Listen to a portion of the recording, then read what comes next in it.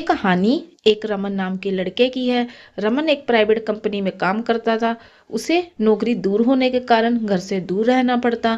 वह अपने काम में इतना व्यस्त रहता कि उसे अपने माता पिता से भी बात करने का वक्त नहीं मिलता। एक दिन वह अपने काम में व्यस्त होता है, माँ का फोन आता है। उसकी माँ और उसके पिताजी उसे बहुत याद कर रहे होते हैं। उसकी माँ कहती है, बेटा बहुत समय हो गया, तुम तो हमसे मिलने ही नहीं आए। मैं और तुम्हारे पिताजी तुम्हें बहुत याद करते हैं। हम चाहते हैं इस बार नया साल तुम हमारे साथ मनाओ। की बात सुनते ही रमन कहता है, माँ ऑफिस में काम बहुत ज्यादा है, मैं नहीं आ पाऊंगा। मैंने आपके और पिताजी के लिए एक तोहफा खरीदा है, मैं भेज रहा हूँ। उम्मीद करता हूँ कि आपको तोहफा पसंद आएगा। आपको और पिताजी को मेरी तरफ से नए साल की शुभकामनाएं।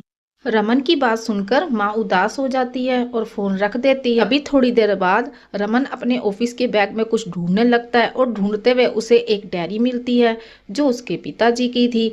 उस डायरी को वह निकालता है और खोल के पढ़ने लगता है। उसके पिताजी ने उसमें उसके साथ बिताए हुए हर छोटे बड़े पलों को लिखा हुआ था। उसके पिताजी ने लिखा था कि मेरे मेरे बेटे के साथ बिताया हुआ वक्त सबसे अनमोल और सबसे कीमती है। जब रमन अपने पिताजी द्वारा लिखी हुई लाइनें पढ़ता है तो वह भावुक हो जाता है। उसकी आंखों में आंसू आ जाते हैं। वह सोचता है वह कितना गलत कर रहा है अपने माता पिता के साथ, जिन्होंने इतना संघर्ष करके उसे पढ़ाया लिखाया, जो उससे इतना प्यार करते हैं। वह उससे और कुछ नहीं, बस उसका थोड़ा वक्त ही तो मांग रहे हैं। क्या वह उनके लिए इतना भी नहीं कर सकता? वह भावुक हो जाता है और उसी समय अपनी माँ को फोन करता है और बोलता है, माँ मैं आ रहा हूँ, मैं नया साल आप दोनों के साथ ही मनाऊंगा। आप दोनों से बढ़कर मेरे लिए कुछ नहीं है, मुझे माफ कर दो। मैं काम में इतना व्यस्त हो गया था कि मैं आप दोनों को और आप दोनों के प्यार को भूल ही गया था।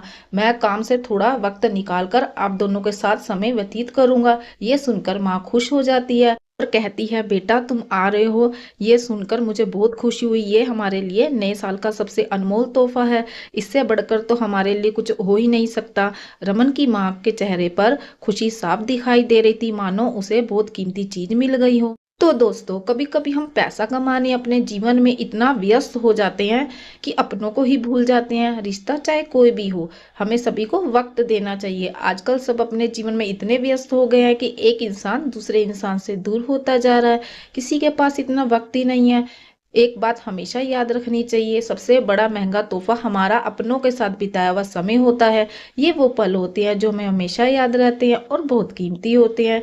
तो आप सब भी अपने जीवन से थोड़ा वक्त निकालें और अपने माता पिता, अपने परिवार के साथ बिताएं। उनको नए साल का अनमोल तोहफा दे। तो उम्मीद करती हूँ दोस्तों आपको कहानी जरूर अच्छी लगी होगी। अगर अच्छी लगी है तो कमेंट में बताएं आपको कैसी कहानी अच्छी लगती है। और ऐसी अच्छी अच्छी कहानियां सुनने के लिए मेरे चैनल को सब्सक्राइब जरूर करें दोस्तों। और कमेंट में बताएं कि आप नए साल पर अपने परिवार को कौन सा अनमोल तोहफा दे रहे हैं।